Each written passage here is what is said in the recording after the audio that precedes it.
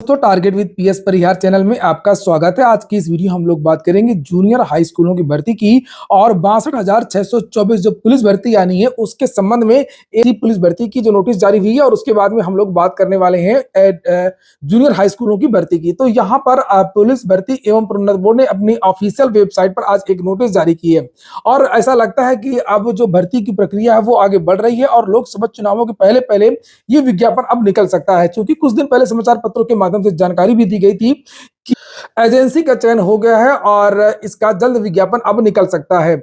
यहां पर यह बताया गया है कि जो आने वाली भर्तियां हैं, चाहे वो दरोगा भर्ती हो, चाहे वो कांस्टेबल की भर्ती हो, उसमें नॉर्मलाइजेशन किस तरीके से होगा। यहां पर ये देखिए, ये फार्मूला बताया गया है। इसी तरीके का फार्मूला एक बार लोक सेवा आयोग में बताया गया था काफी दिन पहले, जब ये नॉर्मलाइजेशन हुआ करता था, जब ऑप्शनल सब्जेक्ट वगैरह ला करते थे प्री में। यहाँ पर यह लिखा है कि उत्तर प्रदेश पुलिस भर्ती एवं प्रोन्नति बोर्ड द्वारा आयोजित की जाने वाली चयन परीक्षाओं के संबंध में विभिन्न सेवा नियमावलियों में इस आशय का प्रावधान किया गया है कि 2 या 2 से अधिक पालियों में परीक्षा आयोजित किए जाने पर उत्तर पुलिस भर्ती एवं प्रोन्नति बोर्ड आवश्यकता अनुसार अभ्यर्थियों के अंकों का प्रसामान्यीकरण यानी नॉर्मलाइजेशन का विनिश्चय कर सकता है। कर्मचारी चयन आयोग यानी एसएससी और यूपी ट्रिपल एससी द्वारा मल्टी शिफ्ट परीक्षाओं के आयोजन की स्थिति में प्रसामान्यीकरण के लिए अपनाई जाने वाली प्रक्रिया का भी अध्ययन करने के उपरांत निर्णय लिया गया है कि उत्तर प्रदेश पुलिस भर्ती एवं प्रोन्नति बोर्ड द्वारा चयन के लिए आयोजित की जाने वाली लिखित परीक्षाओं में नॉर्मलाइजेशन किए जाने पर निम्न प्रक्रिया अपनाई जाएगी। और ये यहाँ पर ये प्रक्रिया दी गई, क्योंकि बहुत सारे विद्यार्थियों के मन में प्रश्न आता रहता है ना कि ये किस फार्मूले के तहत ये सब होता है, तो ये फार्मूला पूरा बता दिया गया जिससे आप लोग यहाँ पर ये देख सकते हैं। अब बात करते हैं जूनियर हाई स्कूलों की भर्ती की। तो जब से 1 to 5 से बीएड हटा है प्राथमिक से, तब से इन विद्यार्थियों ने अपने अवसर देखना शुरू कर दिए कि कहाँ कहाँ पर हमारे चांस है, कहाँ कहाँ पर पद रिक्त हो सकते हैं, कहाँ कहाँ पर हमें मौका मिल सकता है। तो वहां पर आजकल जो विद्यार्थी हैं वो जूनियर की भर्ती की मांग कर रहे हैं। जूनियर का मतलब 6 से 8 तक के जितने भी विद्यालय हैं, जहां पर भी कक्षाएं चलती हैं 6 से 8 तक की, चाहे वो इंटर कॉलेज हो, चाहे वो राजकीय कॉलेज हो, चाहे शासकीय कॉलेज हो, कहीं पर भी हो, इन विद्यार्थियों का यह कहना है कि यहाँ पर केवल और केवल बीएड के विद्यार्थियों को मौका देना चाहिए, चूंकि राइट टू एजुकेशन और एनसीटीई की सीधी गाइडलाइन है कि 6 से 8 के लिए बीएड और उच्च प्राथमिक वाला टीईटी की मार्कशीट होनी चाहिए। और इसके बारे में मैंने दोपहर में एक वीडियो भी बनाया।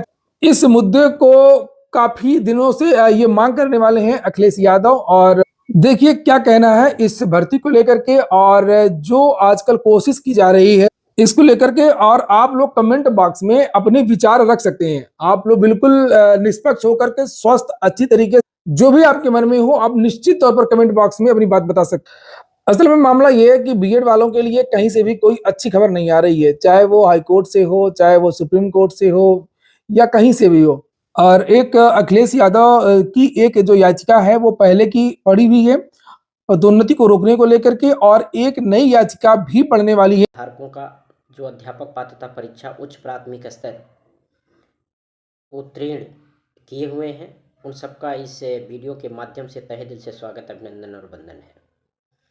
मित्रों, आप सभी भाई बहन बीएड के अभ्यर्थी हैं और आप सभी को ये मालूम होगा कि चाहे बीएड के चयनित अभ्यर्थी हों, चाहे बीएड के अचयनित अभ्यर्थी हों, सबके ऊपर तलवार लटक रही है। उत्तराखंड में जो चयनित अभ्यर्थी थे उनको 1 to 5 से बाहर कर दिया गया। बिहार में जो चयनित अभ्यर्थी थे उनको 1 to 5 से बाहर कर दिया गया। छत्तीसगढ़ में जो चयनित अभ्यर्थी थे उन पे तलवार लटक रही है। 69,000 भर्ती यूपी में जो चयनित अभ्यर्थी थे बीएड के, अभी पिछले दिनों जो है 6 दिसंबर को डेट लगी थी, जिसमें लखनऊ खंडपीठ द्वारा जो है उत्तर प्रदेश सरकार से ये जवाब मांगा गया कि जब आपके पास एलिजिबल कैंडिडेट हैं तो आप बिना योग्य डिग्री धारकों से कैसे पढ़वाने का काम कर रहे हैं। अर्थात जब बीटीसी अभ्यर्थी हैं तो बीएड अभ्यर्थी से आप क्यों पढ़वा रहे हैं। ये माननीय सर्वोच्च न्यायालय ने, क्षमा करिएगा, लखनऊ खंडपीठ ने पिछले 6 तारीख को जो सुनवाई हुई थी, जो चयनित अभ्यर्थी थे उनके बारे में कहा गया। आप सोच लीजिए कि बीटीसी अभ्यर्थी कितने सक्रिय हैं। उनको बीएड वालों को निकालवाने में, भर्ती से बाहर करवाने में कितना आनंद है। अगर उतना ही सक्रिय आप हो जाएं तो मैं समझता हूं कि बीएड के लिए जो रास्ते आप लोगों के नज़रिए से बंद दिखाई दे रहे हैं, हमारे नज़रिए से कोई रास्ता बंद नहीं है। हमारे नज़रिए से सारे रास्ते बीएड के लिए खुले हुए हैं, बस उस रास्ते पर हमें चलने की आवश्यकता है। जिस दिन हम उस रास्ते पर चलना शुरू कर देंगे, चाहे वो शासकीय विद्यालय हो, चाहे वो अशासकीय विद्यालय हो, चाहे प्रबंधकीय जूनियर हाई स्कूल हो या परिषदीय उच्च प्राथमिक विद्यालय हो, हर जगह आपकी नियुक्ति होगी और सरकार को नियुक्ति करना मजबूरी होगी। लेकिन पहले उस रास्ते पर तो चलें। हम उस रास्ते पर चलने के लिए अपनी आवाज़ तो बुलंद करें। अब सरकार प्रमोशन करने जा रही है, हर जिलों में जो है काउंसलिंग चल रही है। मैं आपको बताते चलूँ, गोरखपुर में 1700 सीट परिषदीय उच्च प्राथमिक विद्यालयों में खाली हैं। बरेली में 700 से 800 पद जो है खाली हैं। लखीमपुर खीरी में लगभग 900 पद जो है खाली है परिषदीय उच्च प्राथमिक विद्यालयों में, जहां प्रमोशन 100% होने जा रहा है। और ये भी मैं बता देना चाहता हूं, आज बेसिक नियमावली में गणित विज्ञान की सीधी भर्ती है 50%, लेकिन गणित विज्ञान की भी भर्ती सरकार करने की मंशा नहीं है। अगर ये सारे पद प्रमोशन से भर दिए गए परिषदीय उच्च प्राथमिक विद्यालयों में, तो आप ये मानकर चलिएगा कि केवल प्राइमरी की भर्ती आनी है। प्राइमरी के लगभग 60 से 70 हज़ार फिट पर जो है बीटीसी अभ्यर्थियों के लिए मिल जाएंगे। और बीएड को क्या मिलेगा? सिर्फ केवल झुंझुना मिलेगा।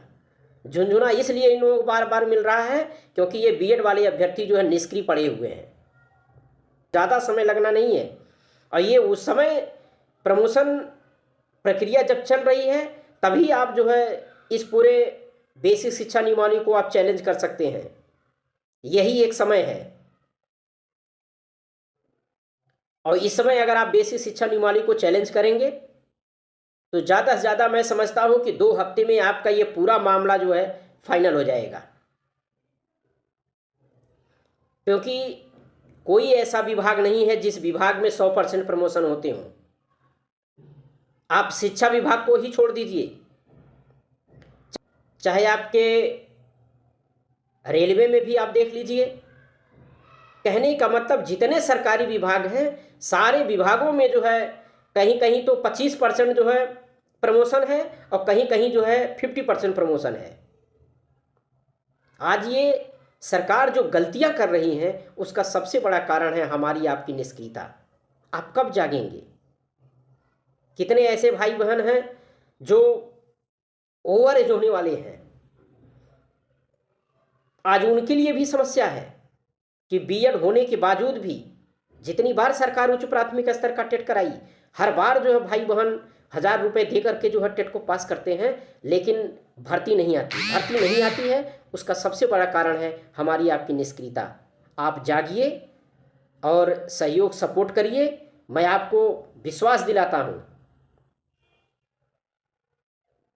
आपके लिए भर्ती, चाहे वो शासकीय विद्यालय हो, चाहे प्रबंधकीय जूनियर हाई स्कूल हो, चाहे अशासकीय हो, चाहे परिषदीय उच्च प्राथमिक विद्यालय हो, हर जगह आपके लिए भर्ती है।